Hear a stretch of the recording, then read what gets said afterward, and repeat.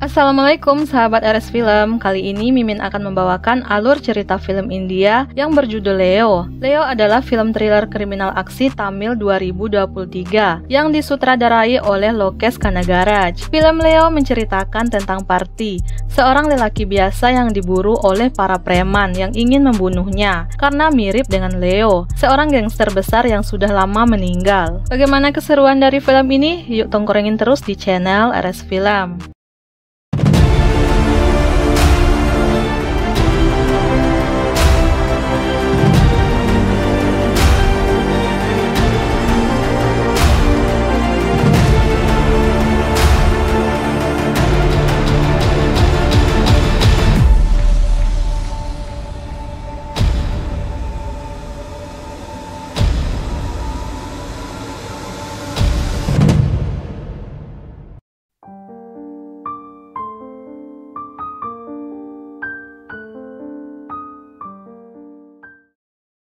Sekelompok penjahat yang dipimpin oleh Shanmugam membunuh salah seorang kolektor yang tinggal di kota Teok, Himachal Pradesh, India. Bahkan salah satu anak buah Shanmugam berperilaku seperti seorang psikopat. Setelah melakukan tugasnya, Shanmugam kesal karena mereka belum mendapatkan bayarannya. Bahkan Shanmugam dan anak buahnya disuruh bersembunyi karena polisi mulai mendapatkan jejak pelaku pembunuhan kolektor. Mereka harus bersembunyi dalam keadaan tidak punya sepersen pun uang. Mereka kembali melakukan kejahatan dengan merampok toko dan membegal orang-orang yang lewat di jalanan yang sepi, bahkan melakukan pembunuhan. Suatu hari seorang polisi penjaga hutan yang bernama Joshi meminta bantuan Parthiban yang merupakan penyelamat hewan untuk membantu menjinakkan seekor hiena tutul yang mengancam penduduk kota. Banyak masyarakat yang terluka karena serangan hiena. Bahkan hiena sudah berhasil masuk ke lingkungan sekolah. Parthi berhasil menenangkan hiena tersebut. Parthiban adalah penyelamat hewan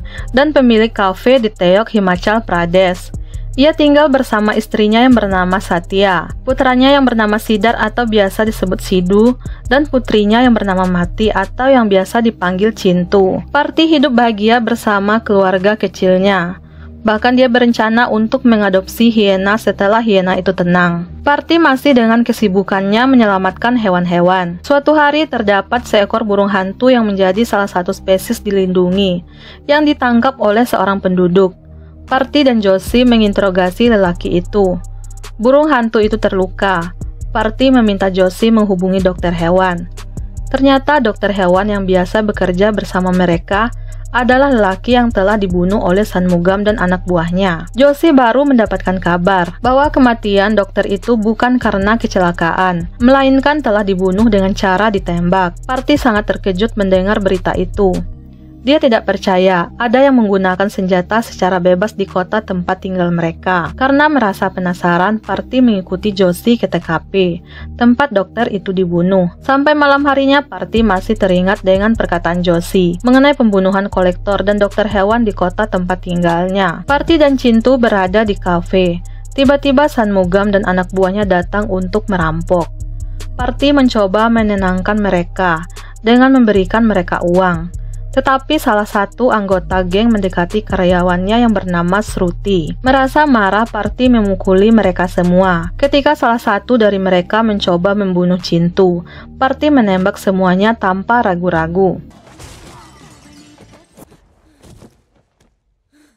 Parthi pun ditangkap. Dia terlihat shock setelah melakukan pembunuhan. Begitupun dengan putrinya Cintu, merasa sangat terpukul dengan kejadian yang baru saja dialaminya. Parthi dibawa ke kantor polisi. Setelah menjalani perawatan, Satya mencoba meminta tolong Joshi agar tidak menahan Parthi. Namun Joshi juga tidak bisa berbuat apa-apa setelah Parthi menembak 5 orang laki-laki, membuat status Parthi saat ini menjadi tersangka. Parthi menjalani sidang. Hakim bertanya-tanya mengenai kemampuan Parthi yang bisa menembak 5 orang sekaligus dengan waktu yang sangat cepat. Bahkan tidak ada tembakan yang meleset sekalipun. Sekelas polisi saja banyak yang sulit melakukan itu. Bahkan hakim memerintahkan polisi polisi untuk membandingkan tembakan Parti dengan beberapa orang biasa. Kemampuan menembak Parti dipertanyakan untuk orang yang tidak pernah memegang senjata sekalipun. Istri Shanmugam menjadi sangat marah setelah melihat jasad suaminya. Dia bersumpah akan membalas orang yang telah membunuh suaminya. Dia berjanji tidak akan melakukan pemakaman suaminya sebelum melakukan balas dendam. Persidangan pun dilanjutkan. Pengacara Parti mengatakan, Parti telah menyelamatkan penduduk kota dari serangan hiena yang memasuki daerah pemukiman warga. Banyak warga yang ingin membunuh hiena tersebut, namun Parti mempertaruhkan nyawanya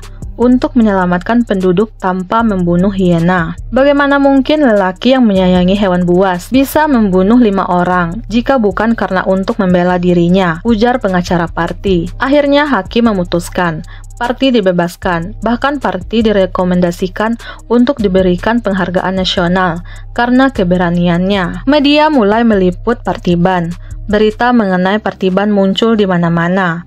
Bahkan kerabat dekat dari para pembunuh mulai mengincar Partiban dan keluarganya untuk balas dendam. Partiban mengalami kegoncangan jiwa setelah peristiwa penembakan yang ia lakukan. Situasi di malam itu selalu muncul di benaknya, hingga mengganggu hari-harinya. Istri Joshi, Priya, mulai menyemangati Parti agar melupakan semuanya dan kembali menjalani hidup seperti biasanya. Parti mendengar nasihat Priya. Dia membawa keluarganya ke pasar untuk membeli persiapan makanan. Saat Partiban mulai ingin melupakan semuanya, dia mendapatkan kabar dari sahabatnya polisi Joshi bahwa ada yang ingin mengintai keluarganya. Joshi meminta Parti bersama keluarganya untuk tetap di rumah. Namun sayangnya saat itu Parti dan keluarganya sedang berada di pasar. Tidak berapa lama kemudian sekelompok orang menyerang Parti. Mereka adalah keluarga Shanmugam yang ingin membalas dendam. Parti diserang, namun sekuat tenaga dia mencoba membalas serangan itu. Satya menjadi takut karena Partiban membabi buta menghajar semua penjahat yang menyerangnya, hingga salah satunya kabur menggunakan truk. Setelah semua kejadian yang menimpanya, Parti mendatangi kantor polisi untuk meminta rumahnya dijaga oleh polisi yang menggunakan senjata.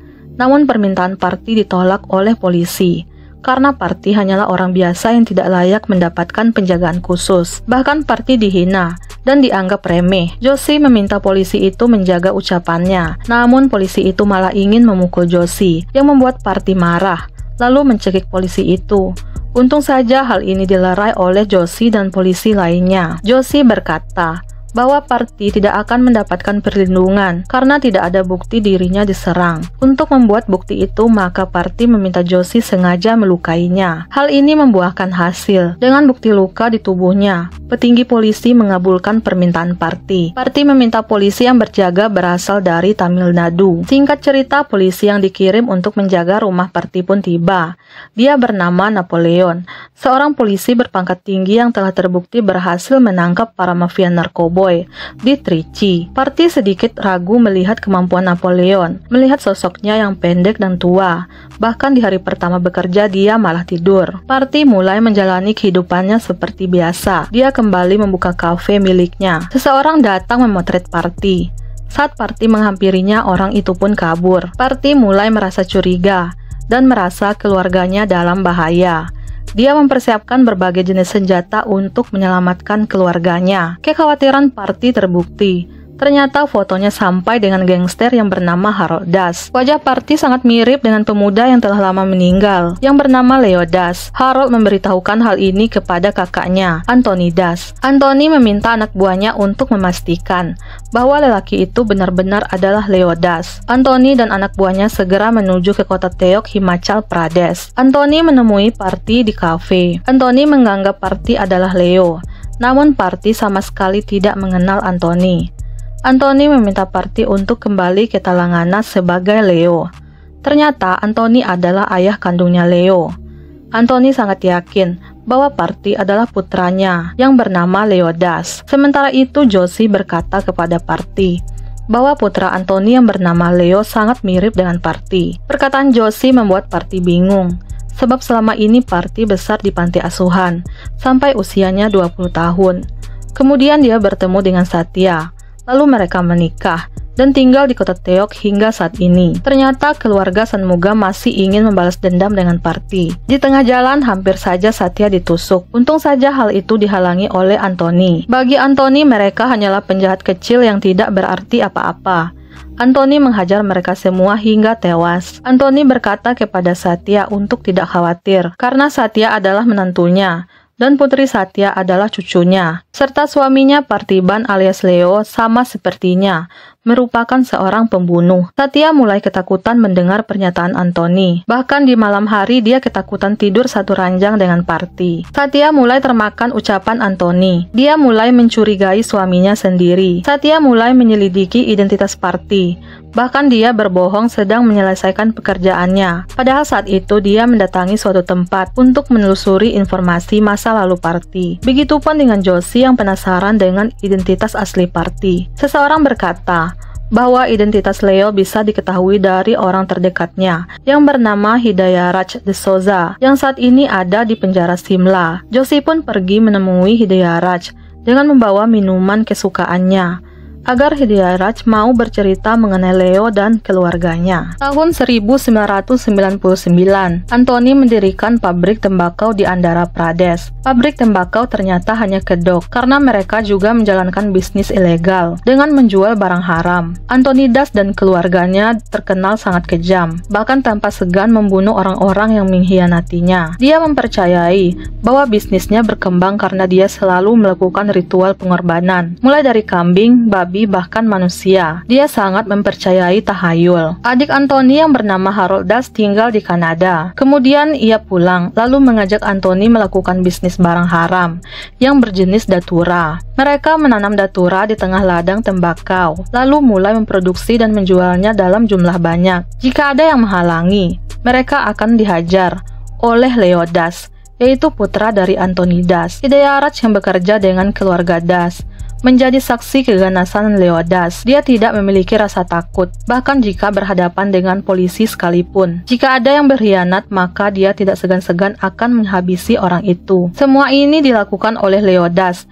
bersama saudara kembarnya yang bernama Elisa Das. Masalah mulai terjadi saat guru spiritual Anthony meminta Anthony melakukan pengorbanan untuk kemajuan bisnisnya.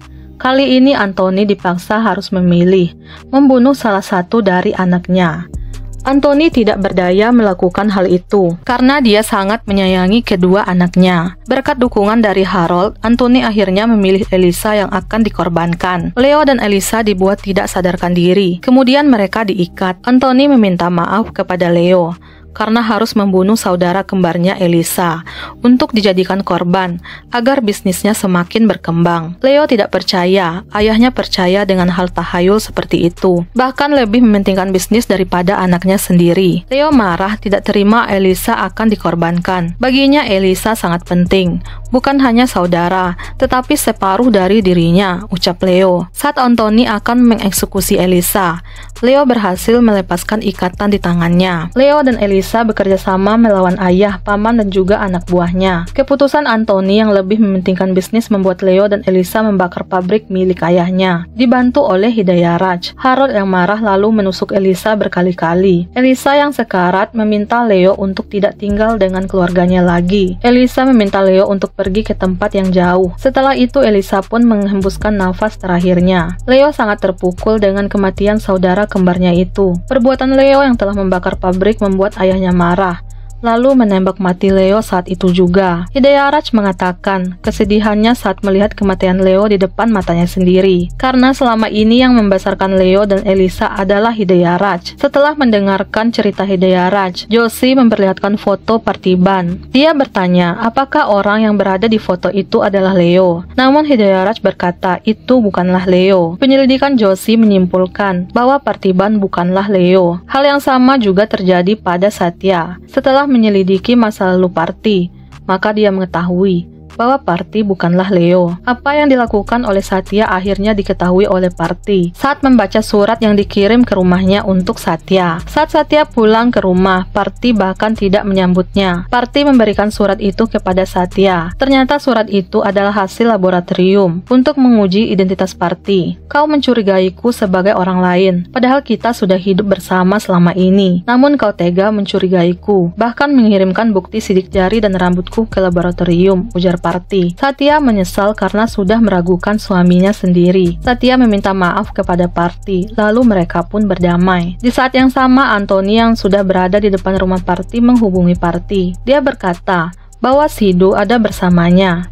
Jika Parti bisa datang ke tempatnya dan mengakui dirinya sebagai Leo, maka Anthony akan melepaskan Sidhu. Anthony bahkan mengingatkan tentang kematian saudara kembar Leo 22 tahun yang lalu. Namun Parti menjawab bahwa dia tidak punya saudara dan tidak mengerti apa maksud dari perkataan Anthony. Untuk menyelamatkan Sidhu, Parti bersama Napoleon mengejar Anthony dengan sepeda motor miliknya. Bersama Napoleon, Parti menembak anak buah Anthony yang saat itu sedang berada di dalam mobil mereka. Setelah pertarungan dilakukan, Parti bisa mendapatkan Anthony. Parti mencari keberadaan Sidhu di mobil Anthony, namun tidak ditemukan. Anthony menyerang Parti. Dia berkata, dulu dia tidak bisa membunuh Leo, namun saat ini dia pasti akan membunuh Sidhu. Mendengar nyawa anaknya terancam, Parti yang marah lalu menghajar Anthony. Anthony terus saja menganggap Parti adalah Leo. Namun hal ini masih saja disangkal oleh Parti bahwa dia bukanlah Leo. Anthony akhirnya mati di tangan Parti. Harold yang marah meminta Parti membawa jasad Anthony ke tempatnya. Maka Parti akan mendapatkan anaknya, yaitu Sidhu. Parti akhirnya membawa jasad Anthony menggunakan ambulan ke tempat Harold. Parti menyerahkan jasad Anthony. Dia meminta Harold menyerahkan putranya Sidhu saat itu juga. Parti juga menyerahkan semua dokumen dan bukti bahwa dirinya adalah Partiban dan bukanlah Leo. Harold tidak percaya. Harold masih meyakini bahwa Parti adalah Leo. Aku tidak bisa kebohongi. Kau mendatangiku untuk menjemput Sidhu, namun kau meninggalkan istri dan anak perempuanmu di rumah. Apa aku harus meminta orang-orangku membunuh mereka, ucap Harold. Parti menjadi khawatir dengan nasib istri dan putrinya. Melalui sambungan telepon, Harold memerintahkan anak buahnya untuk membunuh Satya dan Chintu. Tapi Parti sudah menyiapkan berbagai macam alat jebakan untuk mencegah penjahat masuk ke rumahnya. Bahkan alat peledak sudah dipasang oleh Parti di sekeliling rumahnya. Dari jauh Josie menembak para penjahat yang ingin masuk ke rumah Parti. Napoleon tidak kalah tangguh. Dia sudah menunggu di dalam rumah. Sambil duduk dengan santai, dia mengarahkan senjatanya, menembak para penjahat yang masuk. Namun salah satu anak buah Harold berhasil menemukan Satya dan Chintu. Melalui sambungan telepon, dia melaporkan kepada Harold bahwa semua anak buahnya sudah mati. Ternyata Parti bukanlah orang biasa. Dia sudah memasang banyak jebakan di sekeliling rumahnya. Harold meminta Parti berbicara dengan istrinya melalui sambungan telepon yang dilantangkan. Dia diminta mengakui dirinya sebagai Leo. Namun Parti malah menyebutkan nama Subramani. Ternyata itu adalah Hyena Tutul yang telah diadopsi oleh Parti. Mendengar namanya disebut, Hyena Subramani keluar dari sebuah kamar. Dia menghampiri penjahat yang ingin menyakiti Satya dan Chintu. Dengan ganasnya, Subramani menerkam anak buah Harold hingga tewas. Mendengar semua anak buahnya sudah mati, Harold marah, lalu menendang Parti hingga tersungkur. Harold masih ingin membuktikan bahwa Parti adalah Leo. Dia meminta semua anak buahnya yang ada untuk bertarung melawan Parti. Dengan sekuat tenaga, Parti mencoba menyelamatkan dirinya dari serangan anak buah Harold. Parti sempat kewalahan menghadapi semua penjahat itu sendirian. Parti berhasil melumpuhkan anak buah Harold satu persatu. Kini saatnya Parti berhadapan dengan Harold 1 lawan 1. Pertarungan berjalan imbang. Terkadang Harold yang terjatuh, namun terkadang Parti yang terjatuh. Hingga akhirnya Parti berhasil merebut sebuah pistol di tangan Harold, lalu mengarahkannya ke Harold. Melihat hal itu, Harold percaya bahwa Parti bukanlah Leo. Harold meminta pertarungan itu diberhentikan dan menganggap semuanya selesai. Karena saat ini Harold sudah mengetahui bahwa Parti bukanlah Leo. Harold meminta Parti menurunkan senjatanya. Tiba-tiba Parti tertawa di depan Harold. Dia mengakui dirinya memang benar adalah Leo. Harold menjadi terkejut mendengar pengakuan itu. Seketika Parti alias Leo mengarahkan tembakannya ke kening Harold, hingga Harold pun tewas. Parti alias Leo juga berhasil menyelamatkan putranya. Ternyata selama ini Leo sengaja menyembunyikan identitasnya, lalu berganti nama menjadi Parti, karena dia menyadari masa lalunya yang penuh dengan kejahatan. Semua rekan-rekannya yang dulu sudah diberi pesan agar tidak mengungkapkan identitas aslinya. Begitupun dengan Hidayah Raj. Bahkan Parti alias Leo tega membunuh ayahnya sendiri setelah mengungkapkan jati dirinya. Itulah sebabnya tidak ada yang berbicara jujur jika ada yang menanyakan mengenai masa lalu Leo. Untuk mengubur semua itu, Leo alias Parti membakar pabrik tembakau milik keluarganya. Parti akhirnya kembali berkumpul bersama keluarganya. Di akhir film kita diperlihatkan Parti dihubungi oleh seseorang yang mengetahui identitas aslinya sebagai Leo. Orang itu adalah Kapten Vikram yang meminta Leo bekerja sama memberantas mafia narkoboy di seluruh India. Film pun berakhir. Bye-bye.